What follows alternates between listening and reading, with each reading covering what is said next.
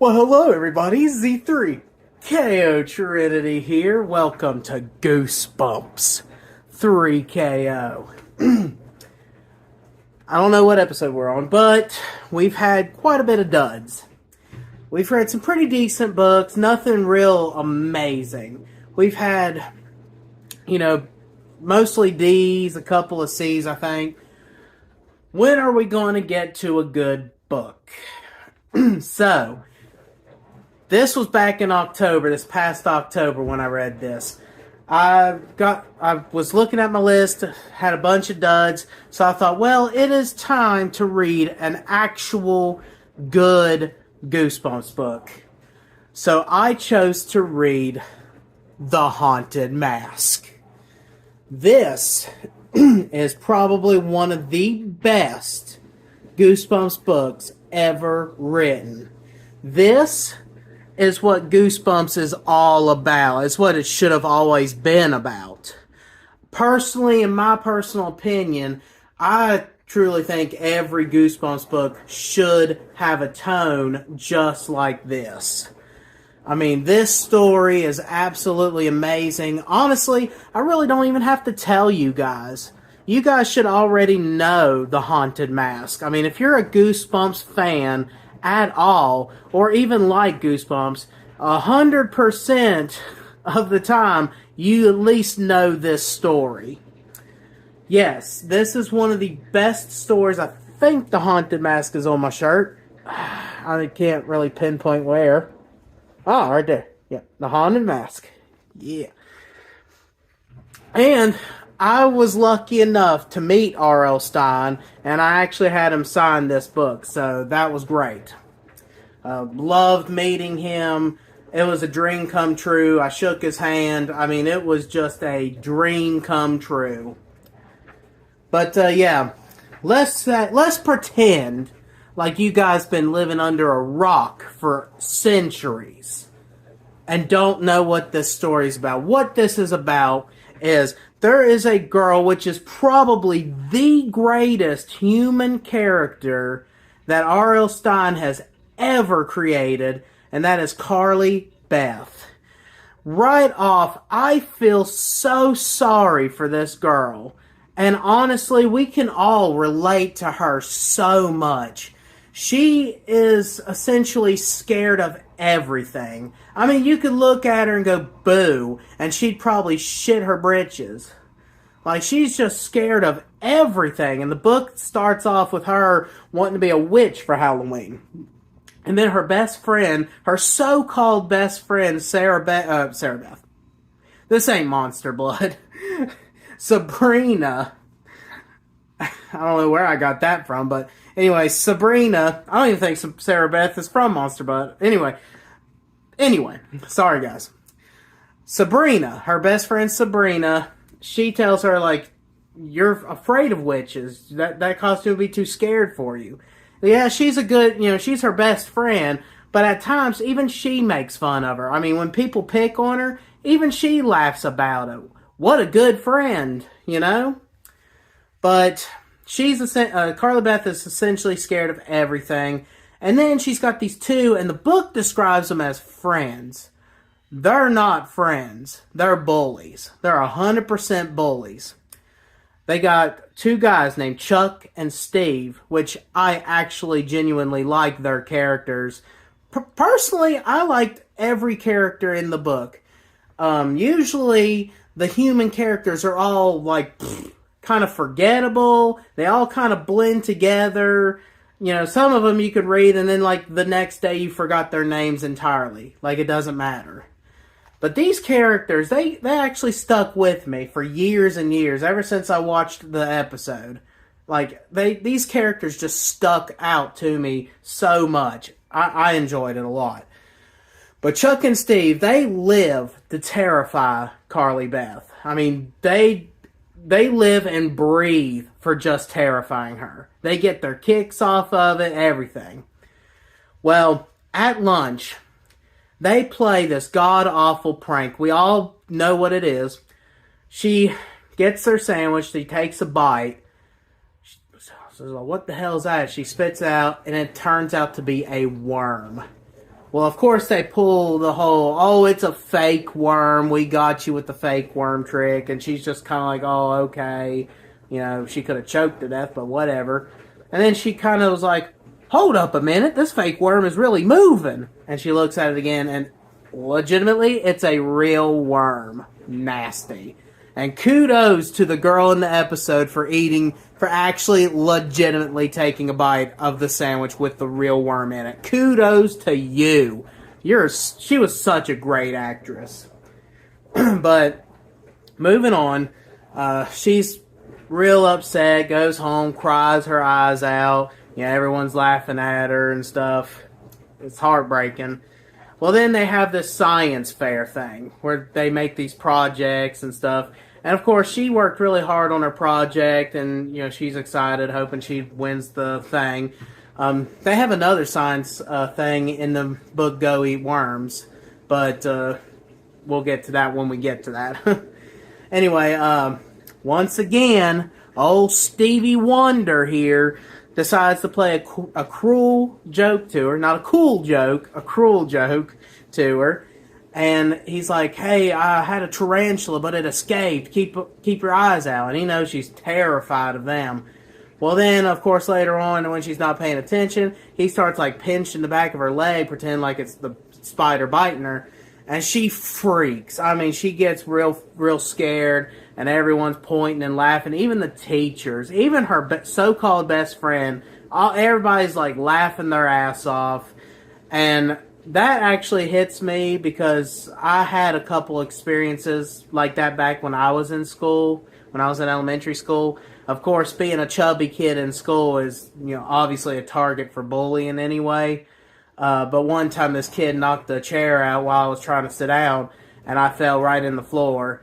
And even my friends, so-called friends at the time, even they were, like, laughing at me. So I legitimately understand how humiliating it feels.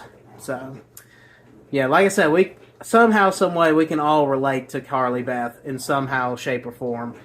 But she goes home, she's crying her eyes out, and she vows revenge. So she ends up, of course, her mom decides to make her a duck costume.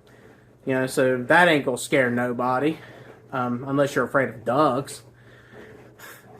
And her mom also makes her this plastered head of her, which is really sweet. And honestly, you know, half the time the parents of these kids in these Goosebumps stories are like shit. Like, they don't care about their kids, they don't listen to their problems, nothing like that. The parents are usually horrible.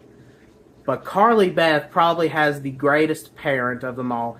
I don't really think it mentions her dad. If it does, it's like one or two sentences and that's it. So I don't know if her mom, I can't remember if her mom's divorced or not. You can tell me in the comments below. But mostly this is just involving her mom. And her mom has such love for her daughter that she made she worked hard making this replica head that looks just like hers. So I thought that was real sweet. You know, obviously it's the symbol of love. She tells her that she made it out of love. So, you know, important later on down the line. But yeah, great mom. One of the best parents of Goosebumps. So she goes down. She decides to take all her life savings, which is just $30, which is about what my life savings is. And she goes down to the old mask store. And this is Halloween. Like, this is legit Halloween day. So she's last minute shopping. She goes there. He's like, I'm sorry, we're about to close, but come on in anyway. You know, be quick about it. She's searching. She sees all these different masks, but none of them are good enough to scare Chuck and Steve. Like, none of them can do it. And so she keeps searching, and then she finds this room that has, like, when she goes in it, it has all these absolutely terrifying masks. Like, they're just legitimately gross, the way he details them and everything. I mean, these masks are scary. Well, she ends up finding this one. And, like, she's drawn to it. Like, that's the mask. That's the one I have to have. And there is a big difference between the book and the episode. Me personally, I kind of wish that I kind of liked the episode, the way that they went about that better, because in the episode she ends up actually stealing the mask, and that was my notebook. Now I can't even remember where I was. Okay, so she just gets the mask, and in the episode she steals it. Like, she throws the money at the guy and runs out the door. Totally against her character. So right off the bat, she's already changing. You know, this ain't her. This ain't Carly Beth. The Carly Beth would not have stole that mask. I like that. In the book, however, she kind of convinces him to sell it to her, and he's just kind of like, well, okay, give me money and you can have it. So she goes on her way. She goes home, puts it on, and she ends up terrifying her brother. Now, her brother is basically like everybody else, just a dick to her, loves scaring her, stuff like that. So, like, everyone in her life scares the shit out of her but her mom. And so she scares her brother. She gets a good laugh. Her voice changes. When she puts the mask on, her voice starts getting, like, real rough and just creepy. And her brother, it's one of my favorite lines of the whole thing. He's like, how'd you change your voice like that? And she says, I don't know, but I like it. Like, that's my favorite line ever. I just, every time I watch the episode, when that line hits, I just love it. I love it, love it, love it. And so she puts on the mask the second time so she can go out and do her thing. When she puts the mask on the second time, that's when it really starts to glue itself to her skin. But she doesn't realize it till a little later. She goes out, and everything's calm at first. She kind of scares Sabrina. She kind of gets her a little bit. She starts choking her, too. So she says, oh, that was a joke, but okay. Well, it starts off kind of okay. She just trick-or-treats like normal. And then the parents are like, why are you scaring my kids like that? It's like, it's Halloween, you're supposed to. Well, then she starts getting into it. She's like, you better watch out. And she starts growling at the moms and stuff. There's a couple lines. I wished I could have, like, bookmarked some of the things that she says to the moms. But as I'm, like, reading this, the threats that come out of Carly Beth's mouth to these parents. Oh, like right here's something. It says, her anger raged through her chest. Her entire body was trembling. She felt about to burst. I'm going to tear this woman apart. And she screams at her, I'll chew her to bits. I'll tear her skin right off the bones. Like, I mean, she's legitimately just shouting this at the woman. And it is intense. It's creepy as can be. Imagine this kid with a terrifying mask shouting at you that she's going to rip your skin off the bones and chew you up into pieces. Like, wow. Like, this book is legitimately scary. Like, it really is. R.L. Stine just hits a home run with this book. Well, anyway, the night goes on, and she finally discovers Chuck. I was going to say Chuck and Norris. Good God Almighty. Chuck and Steve. And, Lord. Anyway, she finds Chuck and Steve. She gets her revenge on them. She scares them. They're like, oh, it's just Carly Beth, blah, blah, blah. But here is the most terrifying thing that happens. And honest to God, when I was a kid, and I watched that episode, and that scene happened, where the head, Carly Beth's head, which I forgot to mention, she has a broom, and she puts her plastered head that her mom makes her. Kind of like to symbolize, like, Carly Beth is dead, and I'm the new. So, the plastered head comes to life, and says, help me. That, when I watched that episode, scared me so bad as a kid. Like, I watched this, I think the episode came out in 95. I was 5 years old. I was probably 6 when I, actually watched the episode. And my God, did it scare me. But yeah, just an incredible moment. Creeped me out. Carly Beth even sees it and she gets scared and the head goes flying. She's laughing her ass off. She's having the best night of her life. She's finally getting back at everybody. Well, she goes back home with Sabrina, and it's time. Everything's calm now, so she goes to take the mask off. Wait a minute. No line between her skin and the mask. It like infused with her skin and became her new face. So she's panicking. I mean, she is panicking. She doesn't know what to do. She darts out the door, and the first place she goes is the mask store, which of course it's closed, but thankfully that guy is still there. I guess he lives there. Who knows? But she comes in, she's like, "You gotta help me, it's stuck, it won't come off." And he's like, "I know." And she's like, "What?" And he's like, "I figured you'd be coming back. I'm sorry, there's nothing I can do." And she's like, "What the fuck?" Like, "Help me, you have to help me. I can't be like this." And he tells her, he's like, "That's not a mask. That's a real face."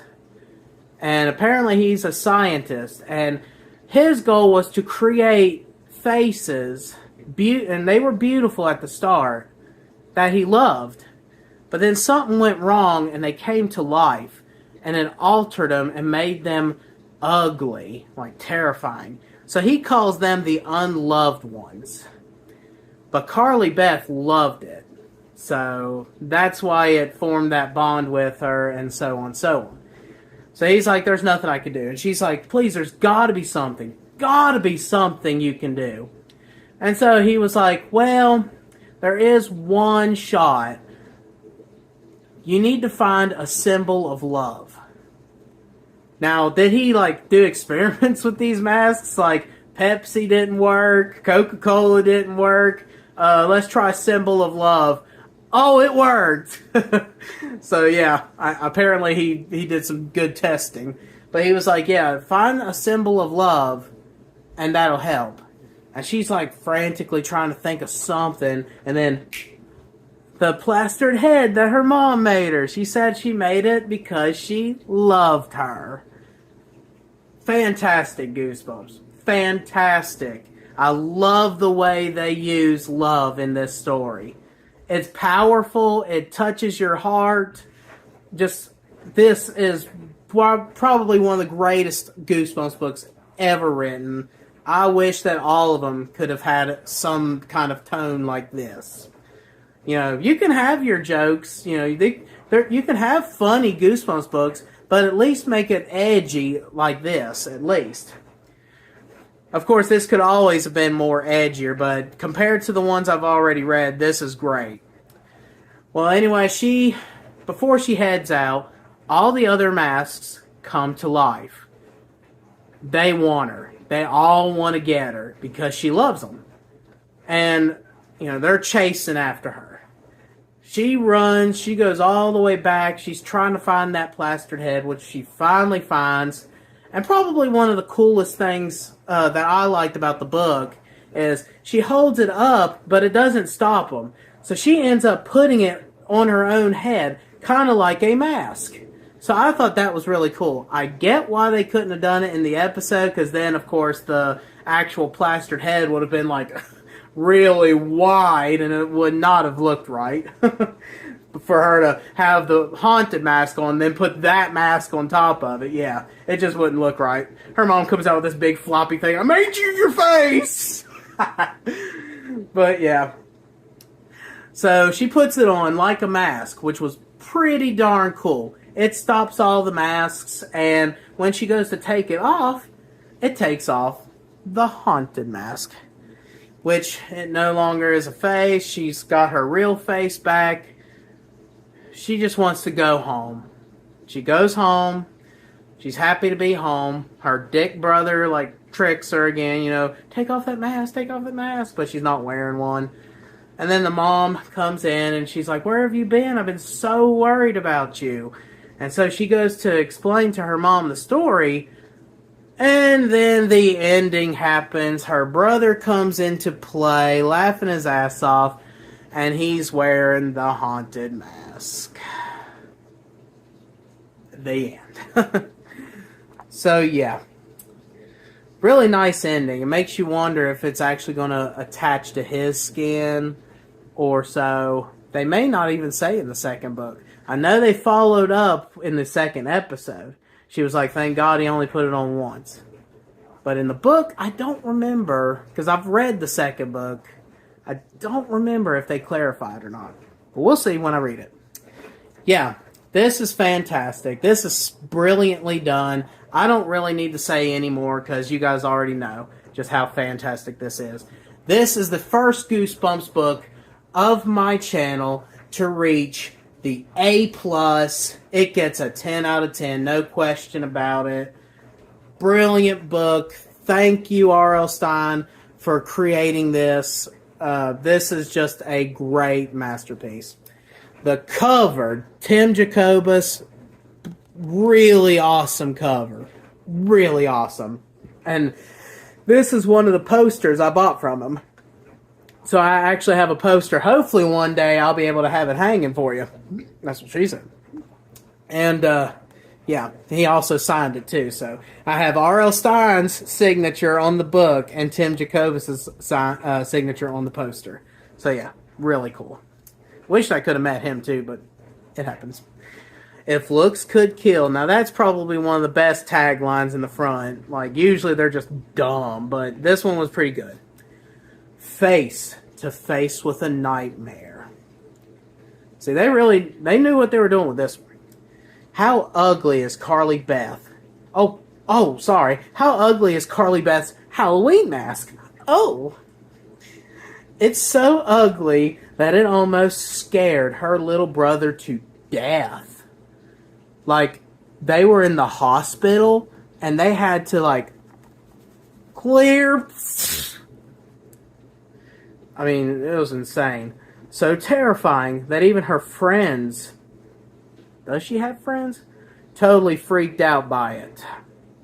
It's the best Halloween mask ever. Ever and ever. It's everything Carly Beth hoped it would be. And more. Maybe too much more. Because Halloween is almost over. And Carly Beth is still wearing that special mask. Reader beware. You're in for a scare. Coming soon, be careful what you wish for. Alright, that's my review of The Haunted Mask. Excellent, excellent, just all across the board. Nothing more I need to say. Thank you guys so much for watching. I am Z3KO Trinity. This has been Goosebumps 3KO. And I guess...